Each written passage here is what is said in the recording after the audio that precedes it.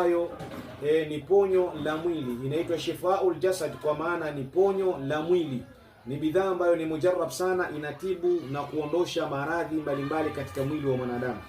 Wewe ambaye unasumbuliwa na maradhi ambayo unasumbuliwa na pressure, unasumbuliwa na kisukari, unasumbuliwa na ganzi, unasumbuliwa na sumu katika mwili wako, lakini pia wewe ambaye unasumbuliwa na maradhi ya vidonda vya tumbo, wewe ambaye unahitaji kupandisha kinga zako, CD4 yako, dawa hii ya Shifaul Jasad ni miongoni mwa dawa ambazo ni mujarrab sana, zitakusaidia kuweza kuondosha hayo matatizo biidhnillah subhanahu wa ta'ala. Kwa hiyo wewe ambaye una pressure, wewe ambaye una kisukari, wewe ambaye unahitaji una maradhi ya saratani, wewe ambaye unasumbuliwa na vidonda vya tumbo sugu, wewe ambaye tumbo lako linajawa gesi, wewe ambaye tumbo lako lina miungurumo, lina maumivu tu ya ajabu, basi dawa hii ambayo nakuletea hapa katika mahakama yangu ya tiba ya Shifaul Jasad ni miongoni mwa dawa ambazo ni mujarrab sana.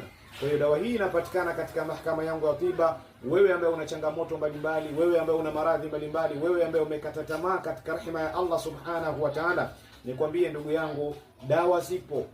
Huenda huko ambako ulipofika, huenda ambako hospitali ulizozunguka, huenda kwa watabibu mbalimbali ambako ulipoenda, si dawa ambazo sahihi ya kuondosha hayo maradhi. Bwana Mtume anasema likulli da'in dawaun, kila maradhi yanatibaki. Kwa njoo katika mahakama yangu ya tiba tuweze kukuombea dua, lakini pia tukupatie dawa ambazo ni mujarrab, ambazo ametufundisha Bwana Mtume Muhammadin sallallahu alaihi wasallam.